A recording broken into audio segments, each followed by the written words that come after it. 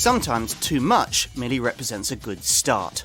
If that's your philosophy when it comes to super luxury 4x4s, you'll probably get on very well with the Toyota Land Cruiser V8. Welcome to the car that began Toyota's world domination, the Land Cruiser. No fewer than 5 million of these have been made since we first saw the badge applied to the bodywork of a cloned Jeep back in 1954, and it says everything that most of those are still going strong, pounding the Gobi Desert, distributing UN aid, and yes, in the case of this V8 diesel model, satisfying a rather select group of luxury SUV owners. This car is a completely different proposition from the 3-litre D4D Land Cruiser that sells for nearly half its price to the Land Rover Discovery set. But for the super rich who tend to choose this model, both that and the boxy, forgettable looks are actually a selling point. After all, if you really do have it, then you really don't have to flaunt it.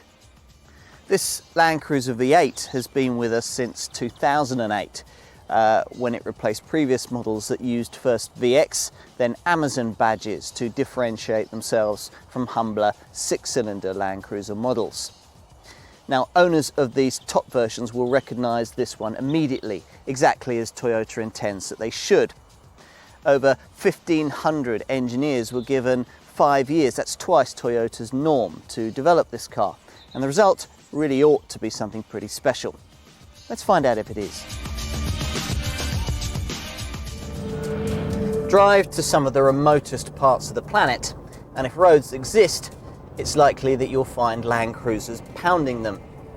This car is the most capable of its kind yet, more capable in fact than any luxury SUV owner will ever need it to be, which makes it a perfect fit in garages of the super rich, filled with cars faster than they will ever need to go, and limousines designed for long, luxurious journeys they will never take. For these people, price is an irrelevance, but for the few who might raise an amused eyebrow in wondering exactly why this 4.2-litre V8 model is twice as expensive as a basic 3-litre D4D diesel Land Cruiser, then the engine provides much of the answers. It's a monster, a 282 brake horsepower 4.2-litre diesel V8 that develops 650 newton meters of torque from as little as 1600 RPM, so power delivery is immediate, and if you're clumsy with your immaculately crafted Timberland right boot, occasionally startling. Now 60 from rest is just 8.2 seconds away, and if you keep powering on, you'll reach 130 miles an hour. That figure only really restricted by the boxy shape, but it feels plenty fast enough. But what about around the bends? This 2.6-ton super SUV is, after all, the only one in the super luxury sector to use an old-fashioned separate chassis rather than the more car-like monocoque construction favoured by top-end 4x4 rivals. There's no fancy air suspension either, just traditional springs. Toyota could have provided both of these things, of course, but that would have compromised off-road ability, and it would have flummoxed the guy with a hammer trying to maintain his Land Cruiser in the middle of Siberia. All of which means that, unsurprisingly, this Toyota won't keep a rival BMW X5 in sight over a twisting secondary road. But then, most owners will have a supercar tucked away in their 3-berth garage for that sort of thing. All this model really needs to do is to be able to cruise quietly, which of course is no problem, and to be able to avoid excessive body roll when pressing on across country, for which you'll need to make use of the AVS adaptive variable suspension, which via comfort, standard and sport settings enables you to do just that, and each of the settings really does what it promises. Yes, even in sport, it rolls a bit more than the SUV norm, but much less than you'd expect for a vehicle of this weight and size. Pity the steering's so light though. Off-road, this car is more or less unstoppable. Drive goes to all 4 wheels via this 6-speed automatic gearbox, and there's a clever torque sensing differential able to vary the amount of torque between front and rear axles as required. If conditions get really bad, you can of course lock the diff and access the low range gearbox via this switch on the dashboard.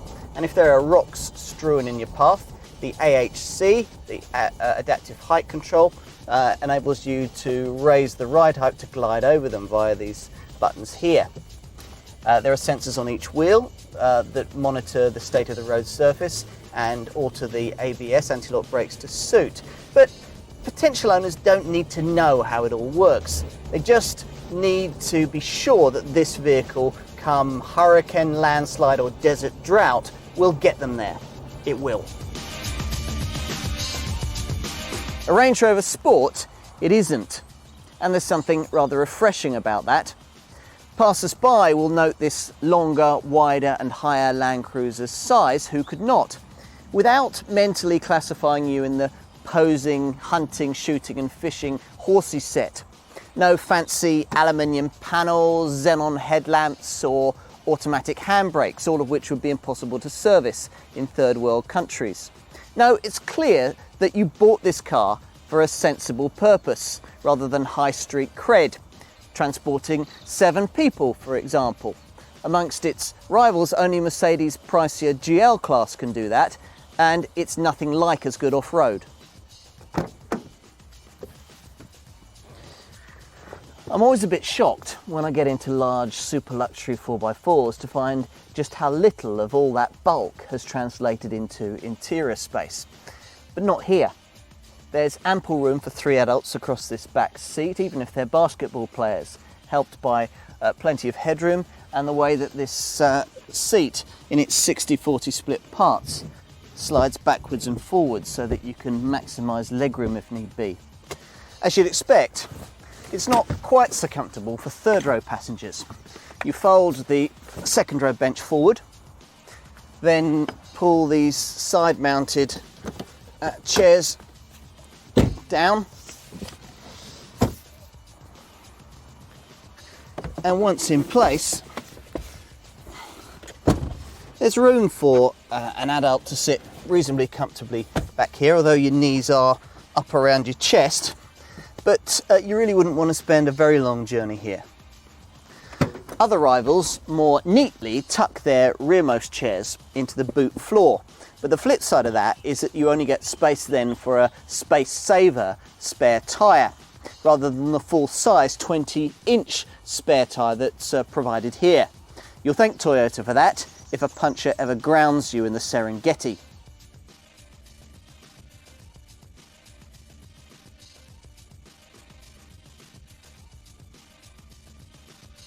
At the wheel, the driving position is higher and even more commanding than that of a Range Rover, with a dashboard and standard of build quality befitting the Lexus badgework that this car carries in some countries.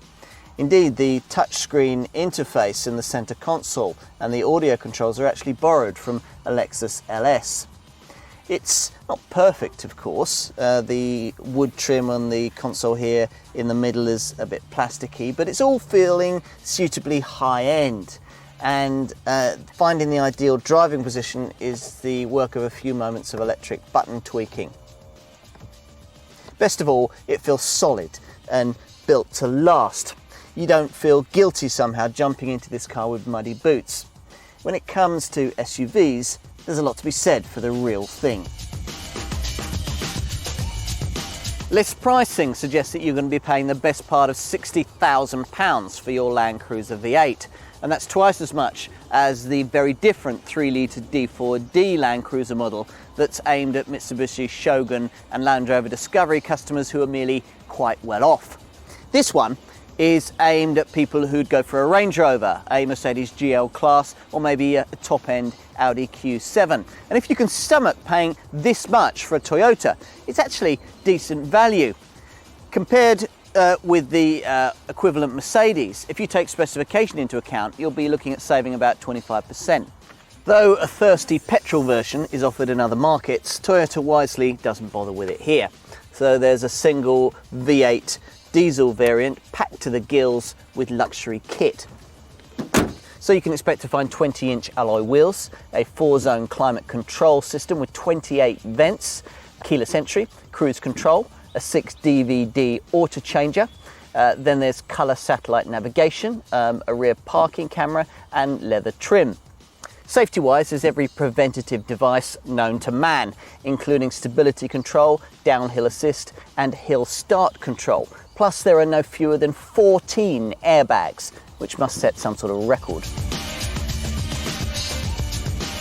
Despite a relatively impressive combined fuel consumption figure of 27.9 miles per gallon, this isn't going to be an inexpensive car to run. Even if the 93-litre fuel tank does give you a huge cruising range. CO2 emissions of 270 grams per kilometre aren't low either, and those 20-inch tyres aren't going to be inexpensive to replace. Still, residual values at 51% after about 3 years are marginally better than equivalent Audi Q7 or Range Rover models, though slightly behind those of a Mercedes GL. Customer satisfaction surveys put Toyota's ratings higher than its German rivals, and servicing costs will be a bit cheaper as well. Insurance is Group 19. Other SUV brands talk about proven heritage. This Land Cruiser just has it. The United Nations has bought 12,000 of these things over the years and wouldn't touch anything else. You can hardly switch on the news without seeing one of these dodging mines in Afghanistan or stretchering away insurgents in Fallujah.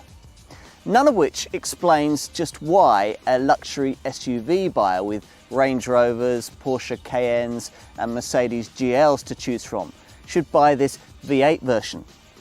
Or perhaps it does.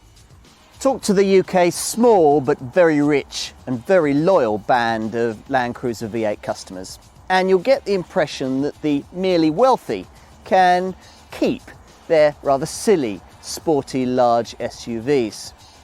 These are people that value getting there over looking good. They're people that don't care about what the neighbours think because their farms or country mansions simply don't have any. They want a 4x4 that gets the job done and then some. A Rolls Royce of the rough. And this one delivers.